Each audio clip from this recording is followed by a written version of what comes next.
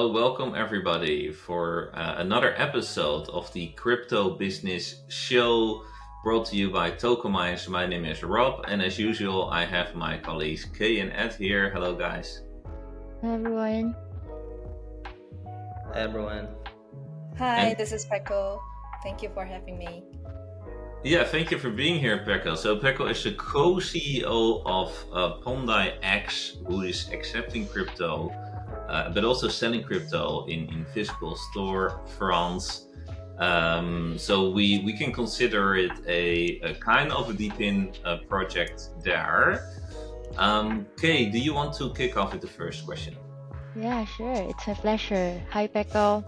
Hi. So you've mentioned you have a lot, and I checked your website, and you really have a lot. You have crypto wallets, and you showed us your device. You also have this physical device. So what I'm thinking now is, what are the common barriers to adoption for Pundis Deepin solutions, and how does your marketing team address and overcome these obstacles, especially on your marketing efforts? Right. We started this project in 2018.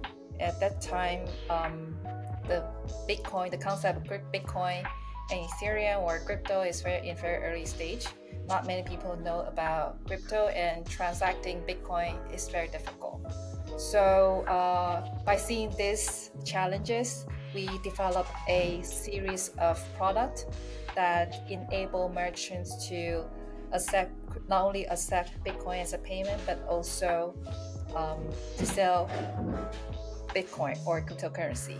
So this is a not a usual point of sales device, but also it's a kind of like the world first blockchain-based point of sale device that support not only payment but also the sales.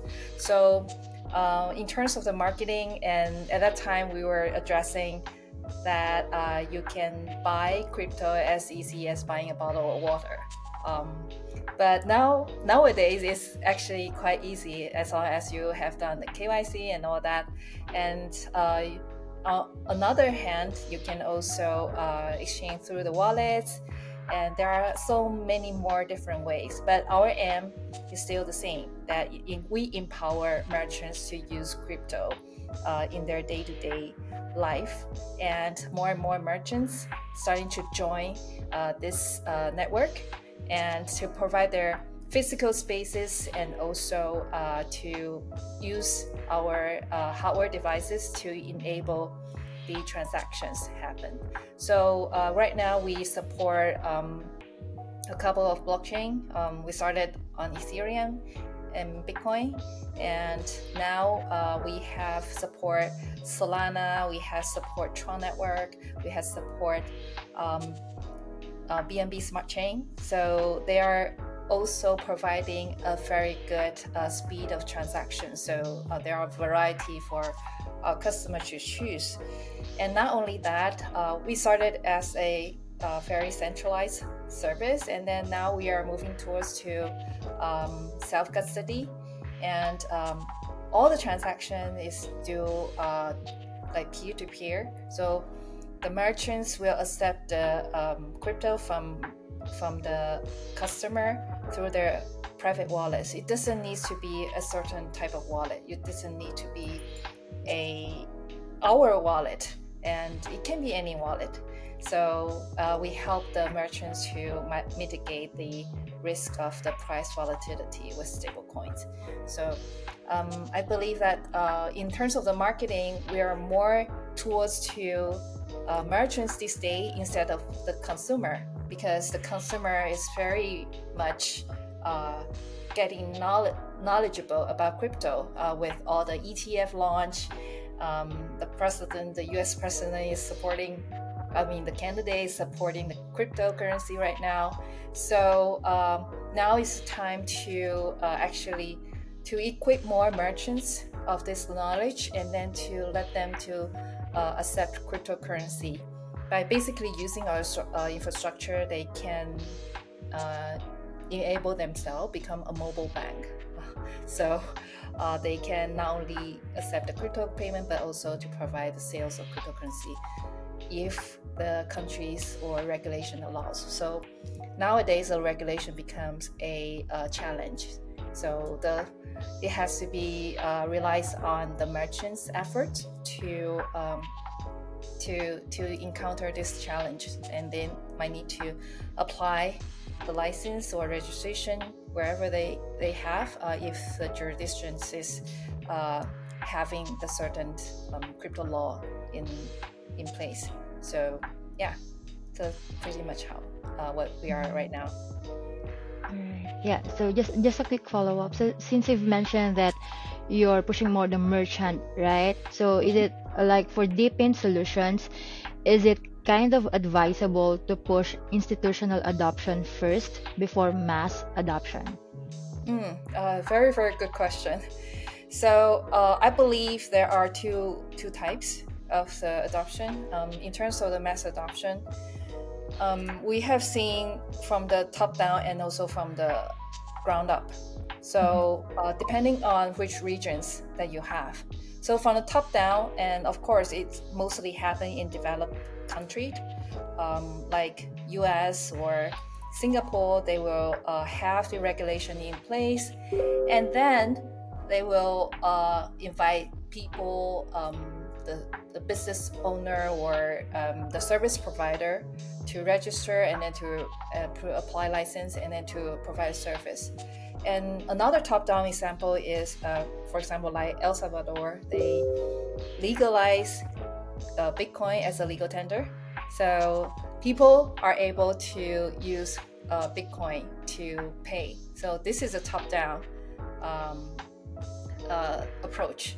But from the ground up, we have seen countries like developing countries, whereby their currency is not stable or devaluating against US dollar.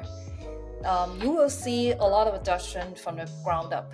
People starting to use, because their own fiat currency is not stable, so they need to have the crypto as a store of value in their daily life. So they will naturally adopt crypto. And then when there are a lot of a lot of people that are using crypto, then the government start aware that, okay, and we need to set up some regulations to make sure that the customer is protected. So this is another way to grow. So depending on the jurisdictions that you're in and also the fiat currency condition. All right. Okay. So I think yeah, that's my questions for now. Thank you, Peko.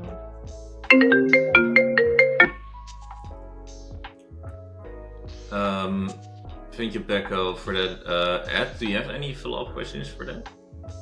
Yeah. So, usually, what's the security concerns are associated with DePINs, and how do you mitigate? Security concern. I think there are, from our point of view, and we, for example, the hardware that we produce and to provide for our merchants to use to ensure that the connection is end-to-end encryption.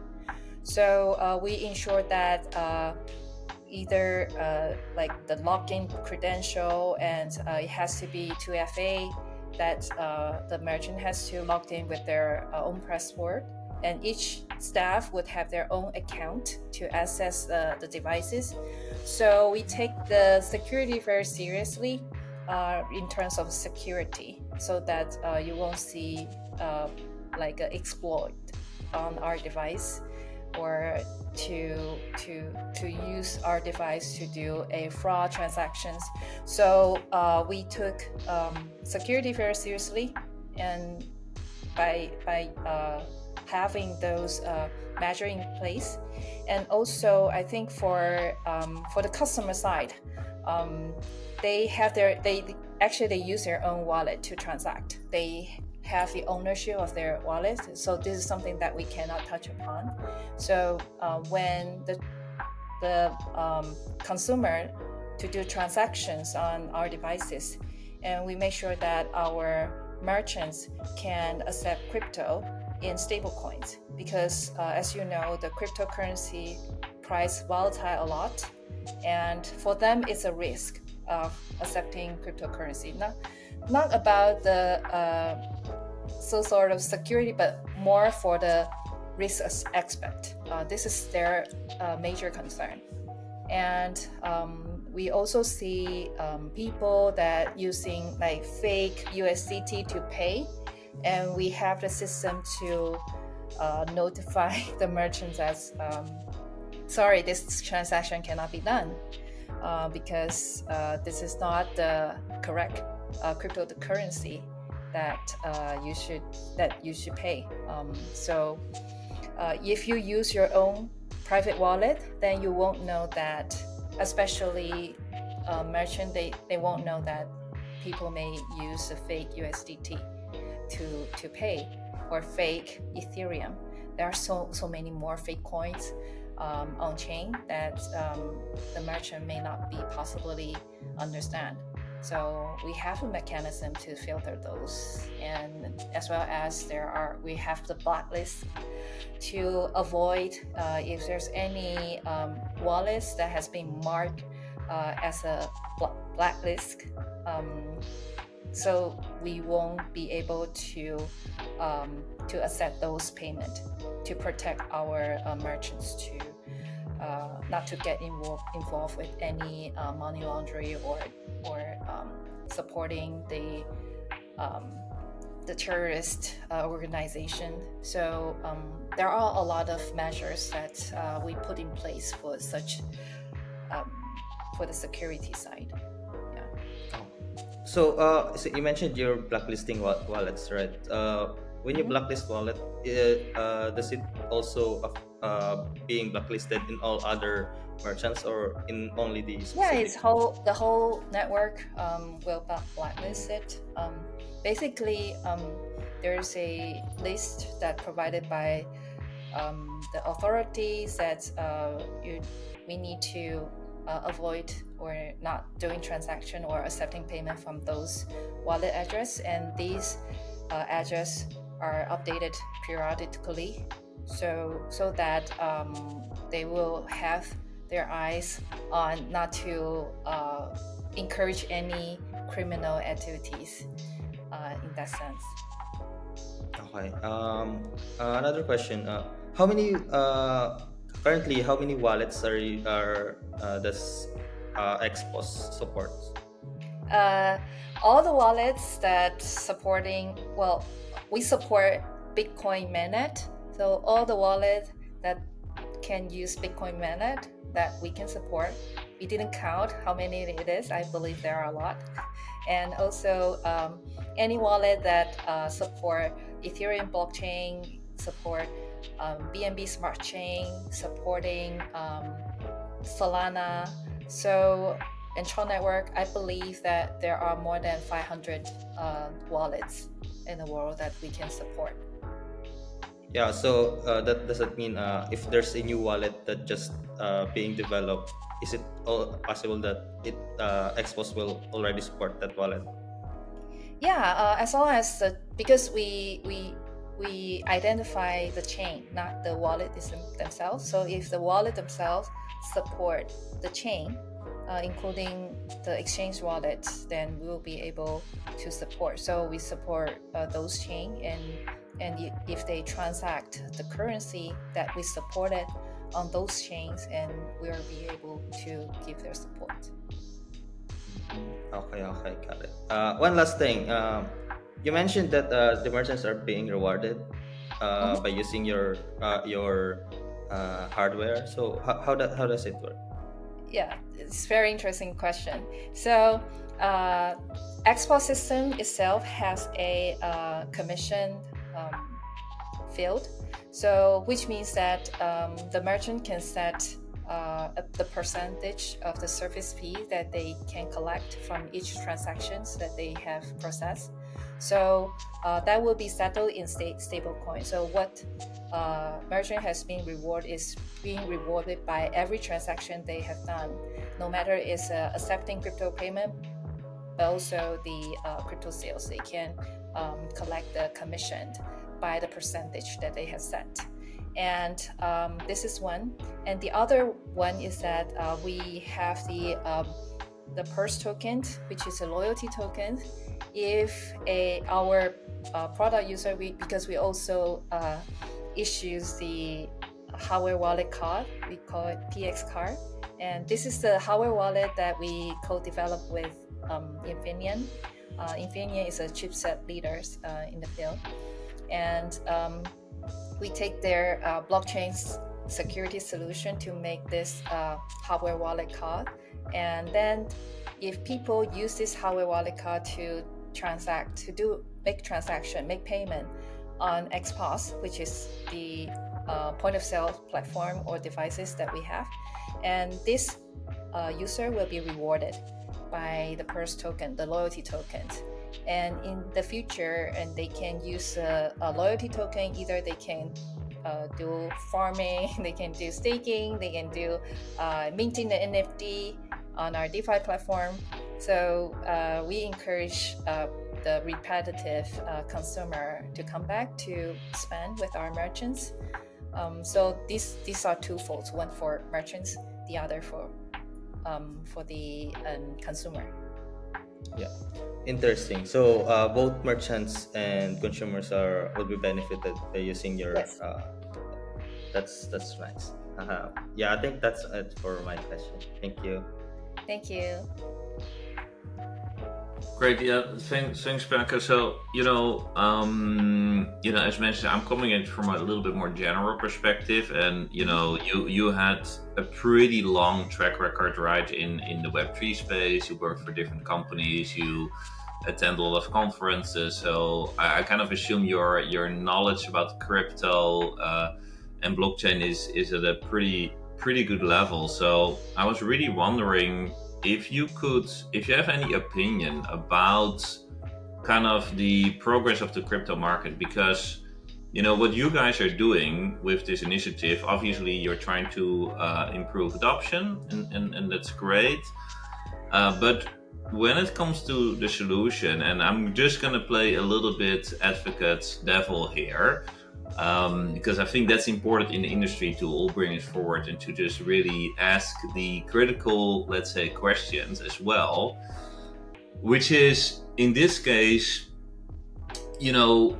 when you're talking about these daily transactions, so in the merchant place, right, you mentioned, okay, they can do crypto payments to avoid, let's say, their local currency fluctuations, and the solution that crypto offers is obviously you offer stable coins, which is supposed to be relatively more stable, but they have huge problems. For example, the USD stable coins have a huge inflation, as well as any other major kind of fiat currency. So actually, those are not really cryptocurrencies that they're trading. They're actually fiat currencies that have huge inflationary problems right now in the next few years to be projected.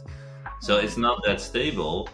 When you look at other cryptocurrencies, they are not in this matured phase yet to really avoid any fluctuation or have any stability there. So they also don't solve that problem. And I'm gonna be a little bit more long-winded here, because I think I really want to have your sophisticated thoughts on this, which is, if you look at the European new regulations, for example, which are quite worrying, because you could argue, cryptocurrency payments, okay, if they don't avoid what we just discussed, right, any fluctuations and inflation and stuff like that compared to normal fiat, then maybe it can be a great alternative for cash payments, because it's like, if you pay with your credit card or even with your bank there's usually fees involved, and every time you do a transaction you lose money. So if money goes around, eventually it disappears because of all the transaction fees involved. With cash, that's not a problem. If I give you $100 and you give the $100 next to the next person, it's still $100. There's no fees involved.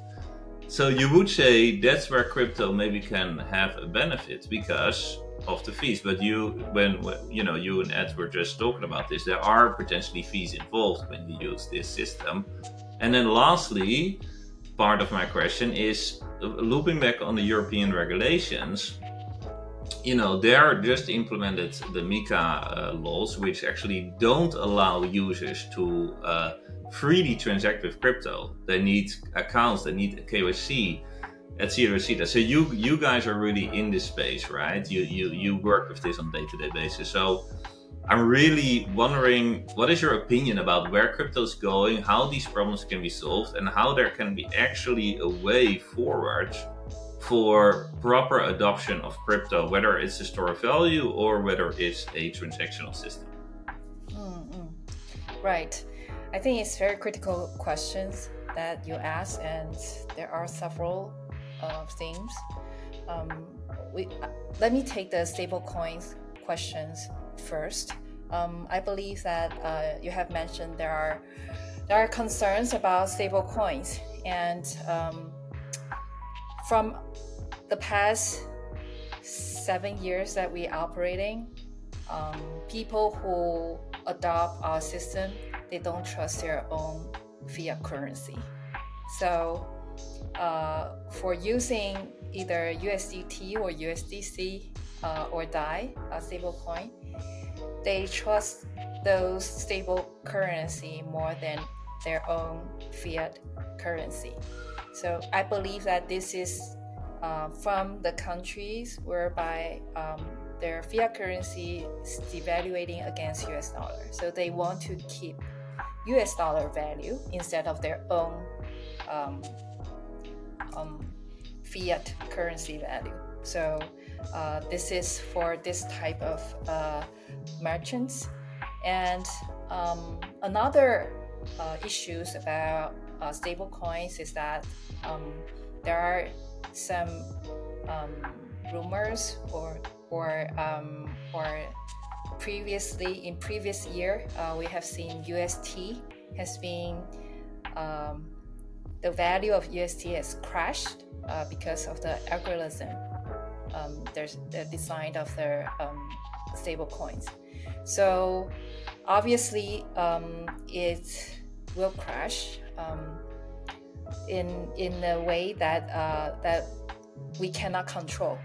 And for that, basically when we adopt a currency or when we list a token on our system, it has to be the demand from the users.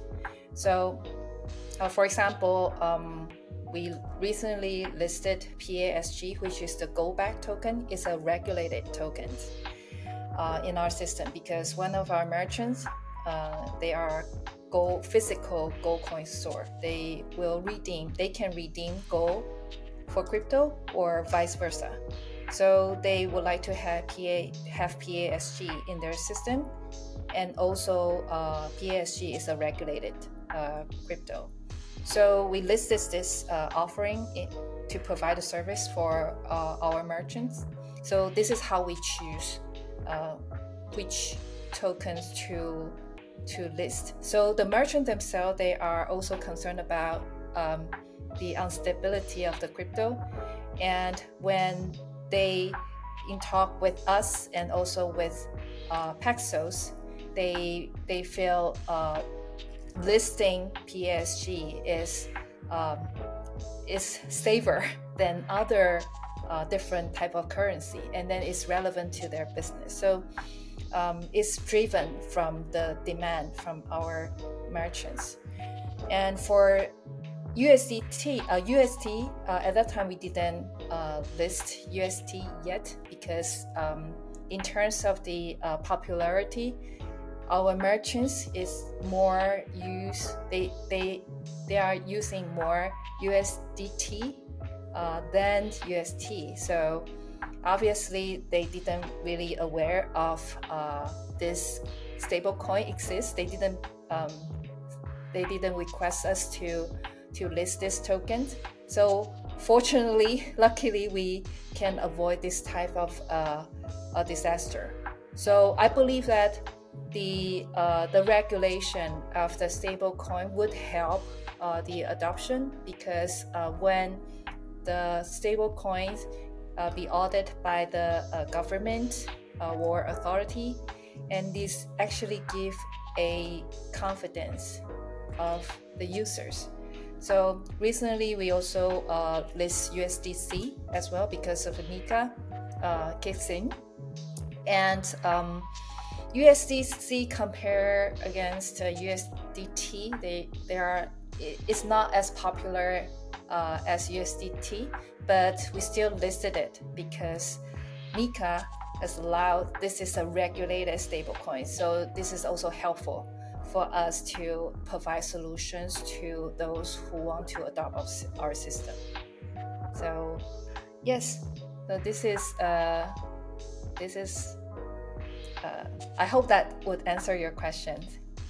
Yeah, no, absolutely. I'm very glad that you guys are really kind of your take on this as well. And you know what you're mentioning about the regulations. Indeed, there are positive sides and there are maybe less positive sides. And you just mentioned the positive side, so that's Right.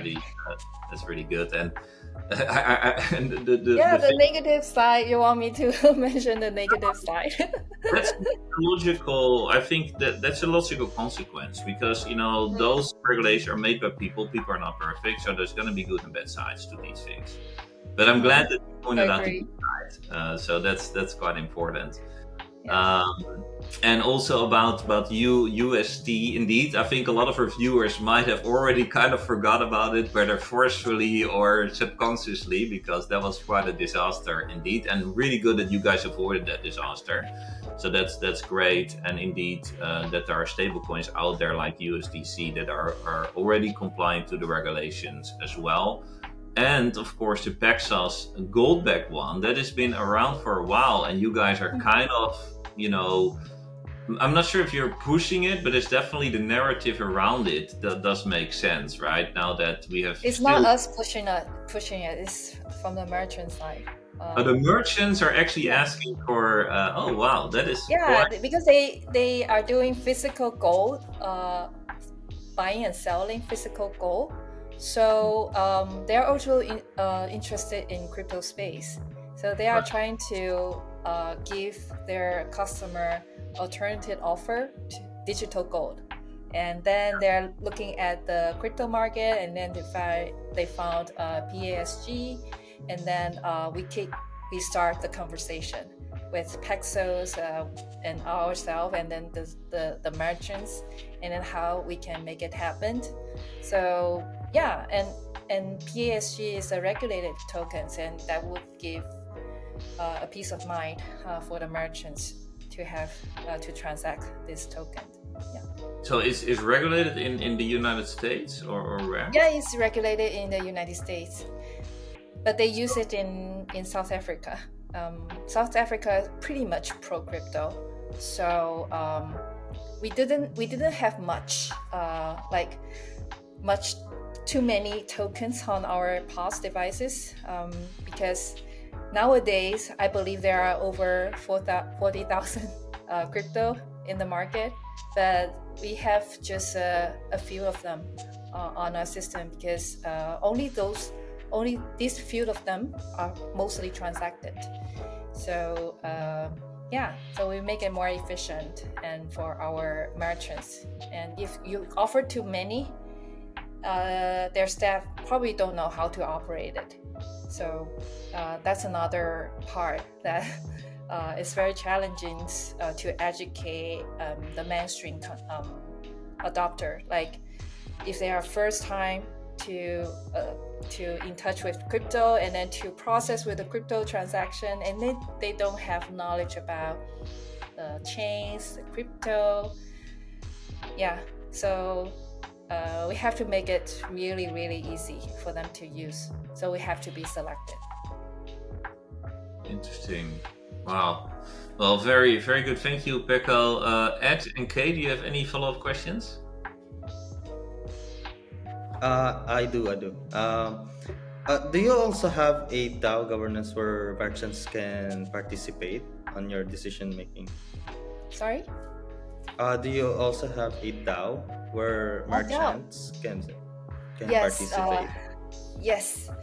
Basically, we have our own token, Pundix, Pundix, and we have the chain called Pundix chain.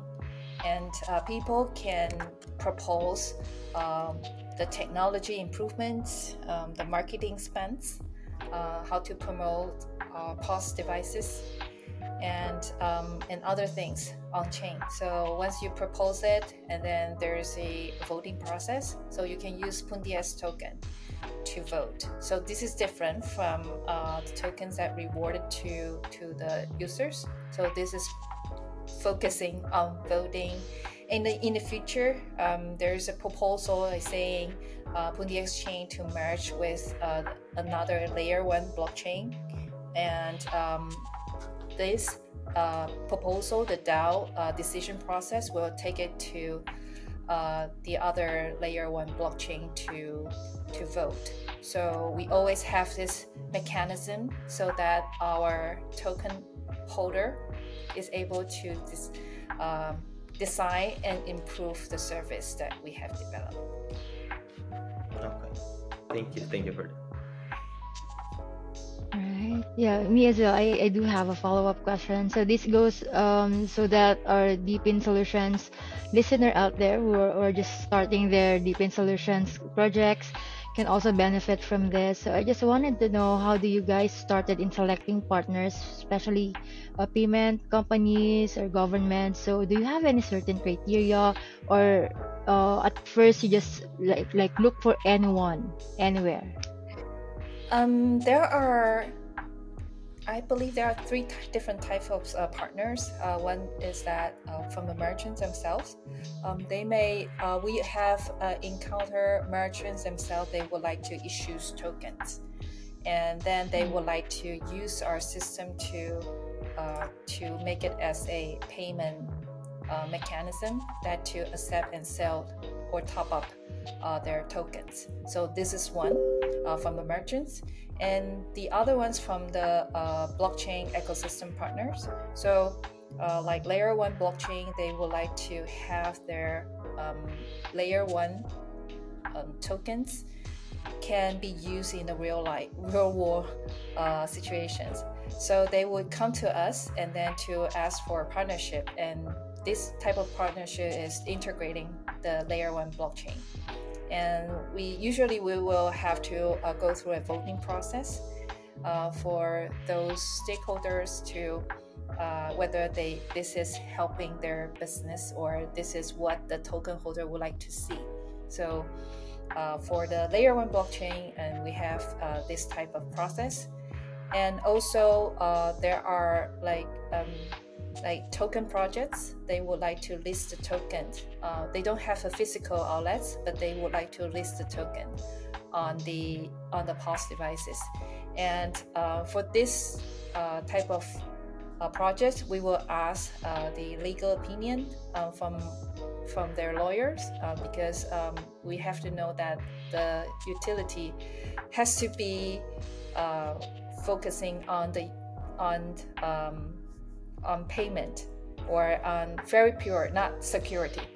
As long as this is not security, we will be happy to have them, and then they will need to provide the liquidity because all the transactions is on chain. So we are interacting with different wallets. We are not centralized exchange. So for centralized exchange, and as long as it's inside the centralized exchange, and you're fine, you're just the number change, but we're doing the real transactions. It's all the transactions on chain. So you need to have enough stable coin to back the value of your coins. We will help you to manage the liquidity pool. So it's similar to what Uniswap is the mechanism. So if you list the tokens on Uniswap, and you need to provide the pairs, the other pairs, and the pairs that we ask to provide is for the liquidity is USDT or USDC. So this is something that for our partners to know. Yeah. All right. Thanks, Peko. You're welcome. Yeah, we're running at the end of the time. Thank you so much, Pekko. Great information. If our viewers want to follow you, we will definitely post your Twitter X handle here as well. And I think you will be also at ABS, right, next month? Yes, we'll be in Asia Blockchain Summit, and Zach, our co-founder and CEO, will deliver speech there, and we'll be having a booth.